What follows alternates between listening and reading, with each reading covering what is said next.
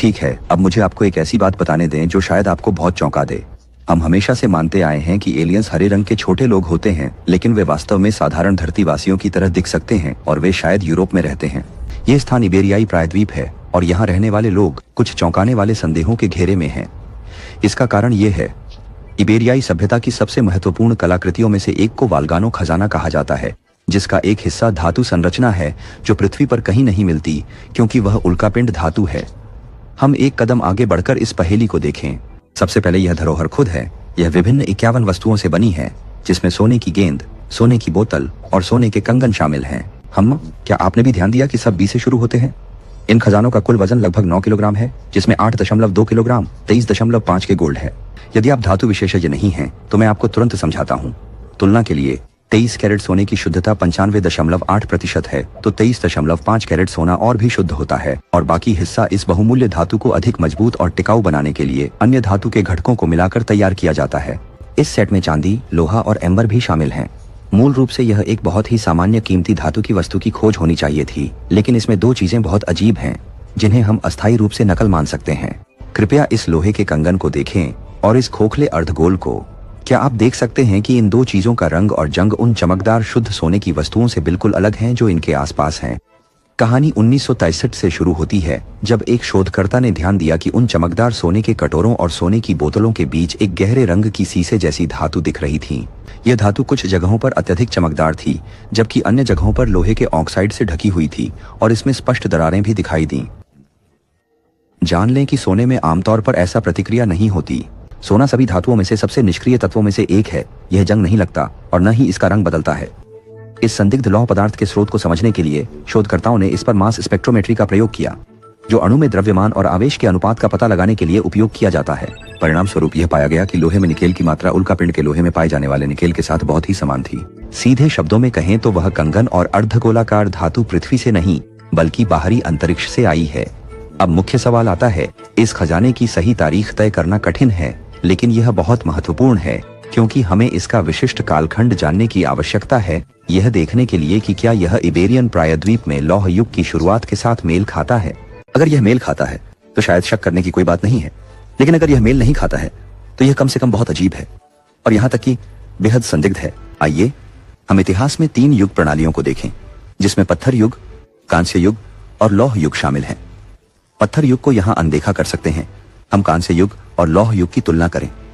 कांस्य युग की शुरुआत ने लोगों को दिखाया कि तांबा और टिन मिलाकर इन दोनों धातुओं के अकेले इस्तेमाल से अधिक मजबूत सामग्री बनाई जा सकती है। इस युग में उपकरण और हथियारों में बड़े पैमाने पर उन्नति हुई, जहां सबसे महत्वपूर्ण 2 आविष्कार थे, लेखन प्रणाली और पहिया। इसके बाद प्रवेश हुआ लौह युग में।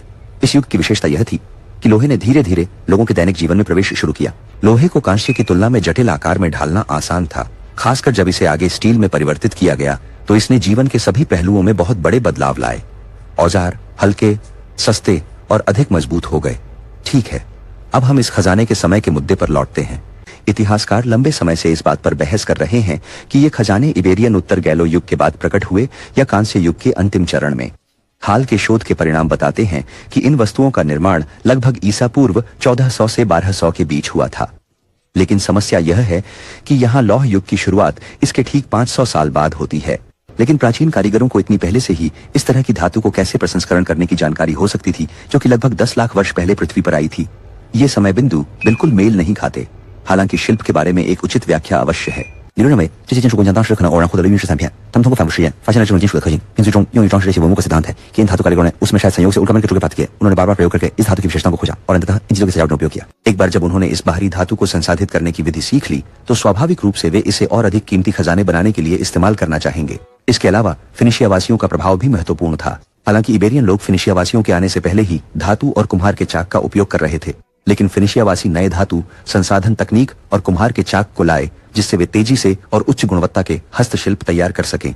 इसलिए अब हम जानते हैं कि इबेरियन कलाकृतियों में निश्चित रूप से बाहरी धातु मौजूद है। लेकिन बात यहीं खत्म नहीं होती। यह क्षेत्र अभी भी कुछ संदेह के अधीन है। कारण है उनकी द्वारा उपयोग की जाने वाली भाषा।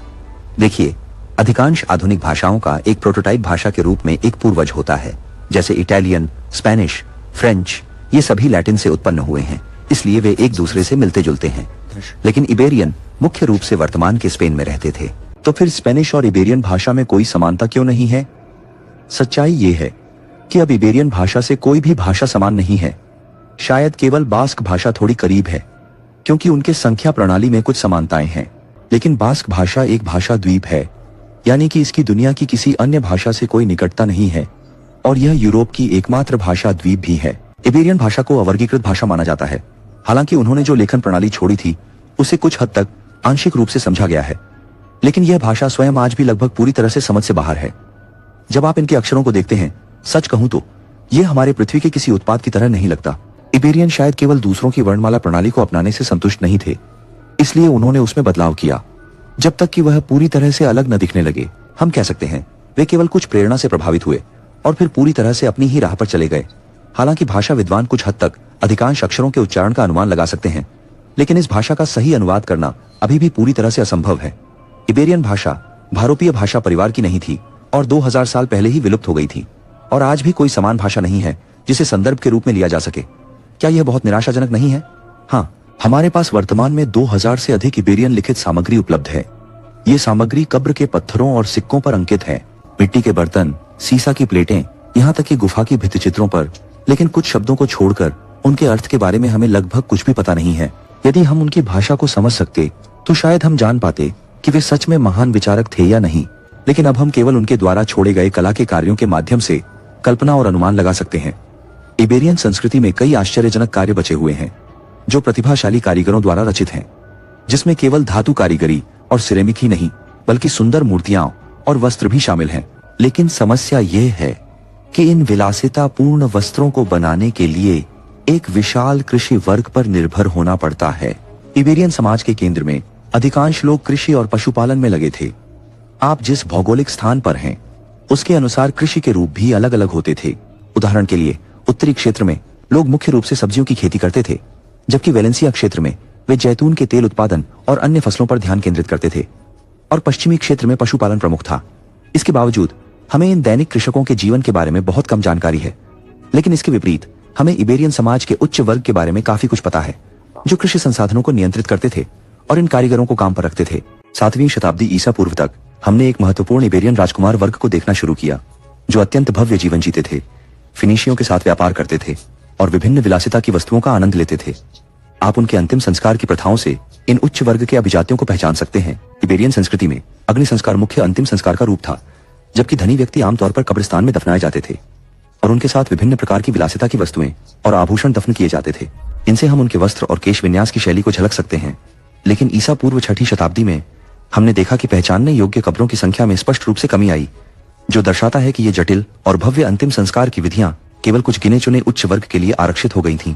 उसी समय अधिकांश सामान्य लोग जैसे किसान, कारीगर, सैनिक और मजदूर, उनकी किस्मत अभी भी एक रहस्य है। इबेरियन सभ्यता कभी एक काफी उन्नत सभ्यता थी, लेकिन अचानक से बिना कोई निशान छोड़े गायब हो गई।